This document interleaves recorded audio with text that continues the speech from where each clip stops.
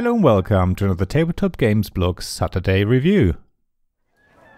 There was all sorts of chiao-chi and other street food on offer, as well as a variety of specialty drinks. It was still rather quiet, but already the stall owners were very busy. The streets were heavy with a sense of various herbs, spices and all sorts of wonderful flavours. As it was getting darker, more and more people found their way into the wonderful maze of this amazing Taiwan night market by Zong from Good Game Studios. No, Taiwan night market isn't yet another romantic Western interpretation of an aspect of the seemingly enigmatic and mysterious Far Eastern culture. Zong aka Bob, aka Zonghua, is one of the most prolific board game designers in Taiwan. His game is based on first-hand knowledge of these street markets. It was inspired by a Facebook game called Restaurant City, which, as far as I can tell, was shut down at the end of June 2012. After its initial idea and some playtesting sessions, the designer struggled to turn it into a workable board game and put the project on hold. Years later, Zong came across the artwork series Cat Boss's Street Vendors, which was created by, as they call themselves, part-time illustrator and pet owner Naomi. Zong was very impressed by the artwork and wanted to make a game out of it. That's when they returned to the design of what is now known as Taiwan Night Market. Of course, Naomi had to be the person to make the art for the game as well. The rest, as I say, is history. We now have a game designed by a Taiwanese designer about the famous night markets in Taiwan, published by the Taiwanese publishing house that Zong founded. I don't think it can get much more authentic than that. It makes for a game experience that's not quite as westernized as many other games. Taiwan Night Market's gameplay is different and really fitting for the setting. The illustrations add to the feeling of the game and the components complete the picture of what is a wonderful game that is easy to learn and quite quick to play. In the game, you try to open stores in prime locations and attract the most customers. At the same time, you're also trying to expand your little empire of stalls to make even more money. It all starts with a maze of completely empty streets. At the beginning of the game, there is no market whatsoever. The only thing that is there are a number of plots that are open for bidding. They are the seeds from which your food chain will grow. So one of the first things you have to do is decide which plots are most likely to attract the most people. At the same time, you have to try and predict which of the possible 4 types of ware customers want. Then it's time to bid and hope for the best. Bidding itself is the first mechanism that you will come across that is a bit different.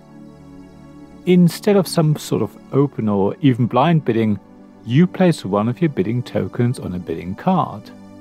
That card is divided into 9 slots representing increasing amounts of money. However, the bid amounts don't just go up linearly. Instead, the bid value rises in different steps. So you can bid $0 and the next player can bid 1, then 2, then 3 and also 4. After that it goes up to 6, then 8, 10 and $12. You can even go above $12 by placing 2 bid markers. That makes for a really interesting twist. Not only can you start your bid with nothing, but you eventually have to go up higher more quickly. As with all bidding games, gauging correctly where to start is important. It's equally important to outbid other players at the right time and with the right amount. After all, it's whoever has the most money at the end of the game wins. It's all about the money. Paying too much at the wrong time can easily lose you the game. However, you also don't want to be outbid on a commercially valuable plot. You really have to speculate to accumulate. Spending the right amount at the right time is going to really help you along and give you a good chance of winning. I would say that the core and the most interesting part of Taiwan Night Market is the bidding phase. While in your first game you might all be very polite and not outbid each other, that will soon change when you see how much money someone is making. Suddenly, everyone will be happy to keep the leading player in check. Mind you, outbidding someone else just for the sake of it is likely to backfire. If you spend too much on a plot when you're not doing well, you just make the situation worse for yourself. However, if you can successfully bid up a plot just enough for another player without being left with a huge bill at the end, you will be able to slow the other player down.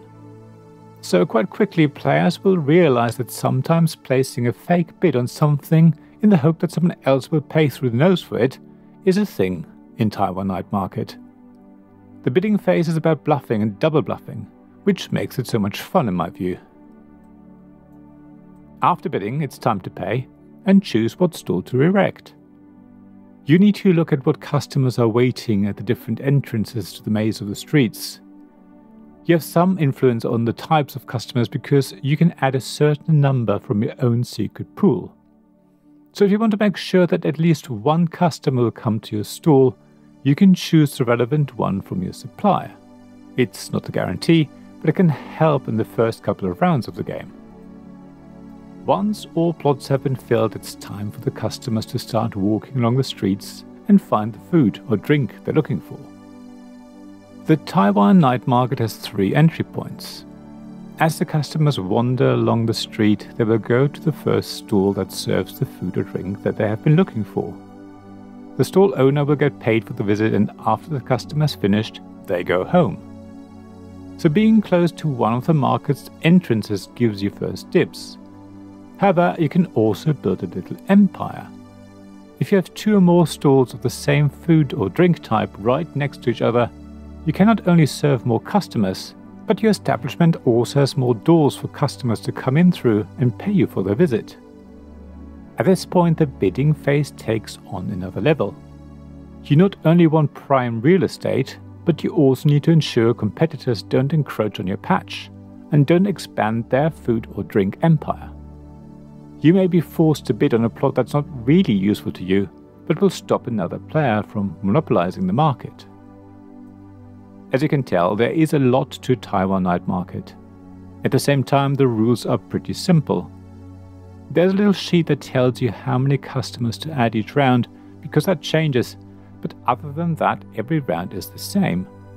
So once you understand the gameplay in principle, it all becomes about the meta.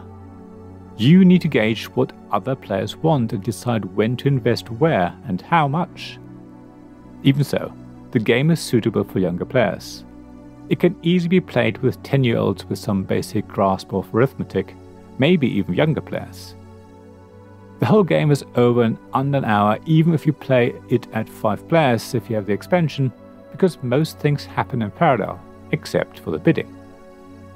The illustrations and wonderful components are another reason why it's suitable for younger people, even though Taiwan night market is very much an economic simulation, which can be quite dry. A lot of attention has been paid to detail. Even though there are only 4 types of stalls, each type comes with a number of different illustrations. The board looks quite varied even if many stalls are of the same type. I can certainly recommend the game to anyone who loves economic simulations but doesn't want to spend hours on boring number crunching. Taiwan Night Market is a lovely game that will appeal to a wide range of player types and age groups. Go on and treat yourself to some wonderful street food. Thank you for listening to this Tabletop Games Blog Saturday Review podcast. Please check the description below for links mentioned in this episode, as well as to the written version of this article on the blog. If you enjoyed this episode, please subscribe, give us some stars or leave a review. Please also tell your friends about me, and if you want to offer financial support, check out my Patreon and Ko-fi pages, links to which you'll find in the blog at tabletopgamesblog.com. So thank you again for listening, and I hope to see you again soon. This podcast was made possible by the generous help of my supporters. Royal Patron Sean Newman, Magic Champion John Risley, Castle Guards David Miller and James Naylor, Dice Masters Alex Bardi, Paul Grogan and Robin Kay, and Shining Lights Jacob Davis, Gavin Jones, Sarah Reed and Richard Simpson.